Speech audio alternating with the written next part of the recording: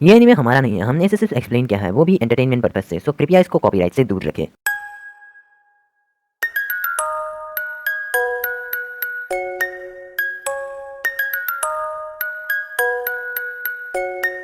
तो पिछले एपिसोड में हमने देखा कि नारुतो और मास्टर जीरा फुकासाकु टाउन की ओर निकलते हैं और सास्के को ये पता चल जाता है कि इताची वापस आ चुका है विलेज में और वो नारुतो के पीछे है। और आखिर में नारुतो के दरवाजे खोलने पर वो देखता है कि बाहर खड़ा है इताची उचिहा।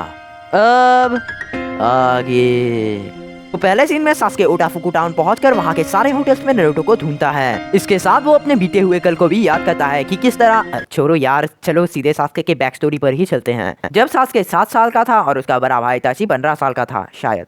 तो विलेज के सभी उचिहा क्लैन के मेंबर एक साथ एक जगह पर रहते हैं और सुबह के समय सास्के के घर पे इताची सुबह सुबह किसी मिशन पर जाने वाला होता है। वो जब जूते पहन रहा होता है तब 7 साल का छोटा सास्के उसके पास आकर बोलता है, भैया क्या आप मुझे स्कूल के बाद शूरिकेन जुत्सु सिखा देंगे? जिसमें इताची कहता है, नहीं मैं थोड़ा सा बिजी हूँ, तुम पापा से क्यों नहीं कहते? जिसमें छोटा सास्के बोलता है, मुझे पता है कि तुम शूरिकेन जुत्सु में पापा से भी अच्छे हो। जिसमें इताची कहता है, लेकिन मुझे काम है। इसमें छोटा सास्के बोलता है, भैया आप मुझे हमेशा नजरअंदाज क्यों करते हो?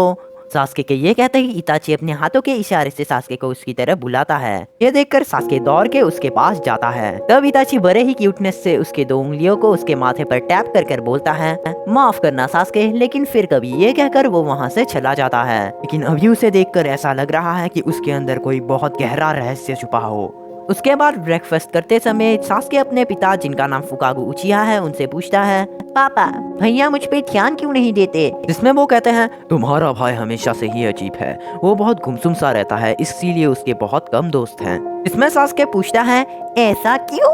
इसमें वो कहते हैं, सच कहूँ तो मैं भी उसे समझ नहीं सकता, जबकि मैं उसका पिता हूँ। ब्रेकफास्ट करने के बाद वो एकेडमी की ओर निकल जाता है। शायद मैंने आपको ये बताया नहीं, लेकिन इताची एक बहुत ही कमाल का निंजा है। वो 7 साल की उम्र में ही एकेडमी से ग्रेजुएट हो गया था, जबकि नारुतो और सास्के 12 साल की उम्र में ग्रेजुएट हुए। इसके साथ वो 10 साल की उम्र में एक चूनिन बन गया, मतलब समझ लो वो किस लेवल का निंजा होगा। तो उसके बाद सास्के के क्लास खत्म करते करते रात हो जाती है, इसीलिए वो जल्दी से जल्दी घर पहुंचना चाहता है। लेकिन तभी वो देखता है कि रास्ता पूरा सुनसान और अंधेरा है। जब सास्के थोड़ा आगे जाता है तो वो कुछ ऐसा देखता है जिससे वो डर के मारे कांपने लगता है। देखता है कि उचिहा क्लैन के सारे लोग खून से लथपथ होकर मरे पड़े हैं, वो मर चुके हैं। ये नजारा देखकर सास्के को कुछ समझ में नहीं आ रहा होता। वो घबराहट के मारे दौड़ के अपने घर की ओर जाता है। वो जब वहाँ पर पहुँचता है तो वो देखता है कि उसका घर पूरा सुनसान है। सास्के बिना सोचे अपने माता पिता के रूम में चला जाता है। वहाँ जाकर वो देखता है कि वो दोनों मर चुके हैं और उनके लाश के पीछे इताची खड़ा है। ये देखकर सास्के उससे पूछता है, भैया ये सब कैसे हुआ? मैं कुछ समझ नहीं पा रहा, ये सब किसने किया? उसके ये बोलते ही इताची उससे कहता है कि ये सब मैंने किया सास्के।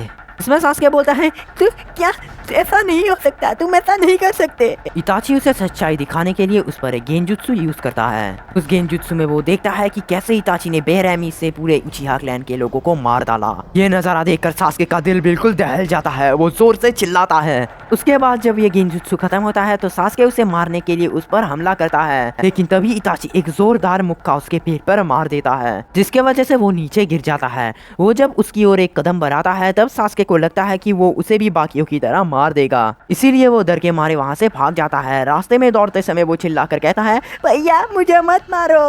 उसी वक्त इताची उसके सामने आ जाता है। उसे देखकर सास्के अपनी जिंदगी की भीख मांगने लगता है, लेकिन इताची उसे मारने के बजाय बोलता है, मेरे बेवकूफ छोटे भाई चिंता मत करो, मैं तुम्हें नहीं मारूंगा, बल्कि तुम्हें मारने का कोई मतलब नहीं बनता, लेकिन अगर तुम मुझसे बदला लेना चाहते हो तो मेरे लिए तुम्हारे अंदर नफरत बढ़ाओ, आगे जाकर वही नफरत ही तुम्हें ताकतवर बनाएगा। तो इस लंबी बैक स्टोरी के बाद कहानी प्रेजेंट में आती है, जहाँ पर सास्के सभी होटल में नारुतो को ढूंढ रहा है। वहाँ दूसरी तरफ नारुतो उन दोनों को देखकर उसको बहुत अजीब लगता है, क्योंकि वो दोनों इसके लिए अजनबी हैं। वहाँ सबसे पहले किसामे नारुतो को देखकर बोलता है, इताची मुझे यकीन नहीं हो रहा, क्या सच में इस बच्चे के अंदर 9 टेल्ड फॉक्स है? उसके मुंह से 9 टेल्ड फॉक्स का नाम सुनकर नारुतो बिल्कुल चौंक जाता है और वो सोचता है कि कैसे इन दोनों को 9 टेल के बारे में पता है। उसके बाद इताची नारुतो को बोलता है, नारुतो चलो हमारे साथ। इसमें नारुतो पूछता है, क्या?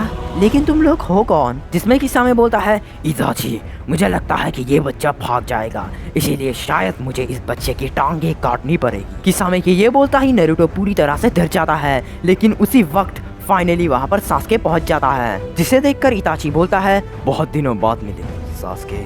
अपने जिंदगी के सबसे बड़े दुश्मन को देखकर सास्के का खून खौल जाता है। वो बोलता है, इताची उचिहा, जैसा तुमने कहा था मैंने अपने अंदर नफरत बढ़ा लिया है। मैं उम्मीद करता हूँ तुम अभी यहाँ पर मरने के लिए तैयार हो गए। ये कहकर सास्के अपने दाई हाथ में चिटोरी एक्टिवेट कर लेता है। नारुतो समझ जाता है कि ये अजनबी और कोई नहीं बल्कि सास्के का बड़ा भाई है। वो उस पर हमला करने के लिए पूरी तेजी से दौड़ कर आता है और आखिरकार जब वो हमला करता है तो वहाँ पर एक बहुत बड़ा धमाका होता है। धमाके से हो रही ये धूल हटने के बाद हम देखते हैं कि इताची अपनी जगह से हिला भी नहीं है। उसने सास्के के चिटोरी को बड़े आसानी से रोक दिया है। जब वो अपना हाथ छुड़ाने के लिए जोर लगाता है तो इताची उसके हाथ को तोड़ देता है। इस वजह से वो डर के मारे चिल्लाता है। नारुतो सास्के की मदद करने के लिए अपने अंदर से नाइन टेल फॉक्स का छाकरा बाहर निकालता है, लेकिन तभी किसामे अपनी सामेहाडा स्वॉर्ड से उसके छाकरा को पूरी तरह से छोक लेता है। ये देखकर नारुतो पूरी तरह से हैरान हो जाता है, लेकिन वो दोबारा अपने छाकरा पर फोकस करता है। इसके बाद वो दोबारा अपने स्वॉर्ड से हमला करता है, लेकिन उसी वक्त वहाँ पर जिराया आकर उसके स्वॉर्ड को अपने टोच से रोक देते हैं। दरअसल पहले जिराया को नारुतो से अलग करने के लिए इताची ने इस लड़की को अपने गेंजुत्सु में फंसा लिया था। मतलब इसी वजह से उसने उस वक्त जिराया को देखकर आंख मारी थी। तो उनके साथ घूमते समय जिराया जान लेते हैं कि ये लड़की एक गेंजुत्सु का शिकार है। उन्होंने उसके गेंजुत्सु के उसी समय तोड़ दिया था। जिराया को वहाँ देखकर किसामे छौंक जाता है, लेकिन इताची को ज्यादा हैरानी नहीं हो। इसी पॉइंट पर ये वीडियो खत्म हो जाता है। तो लाइक, सब्सक्राइब, कमेंट, शेयर करना। तो तब तक के लिए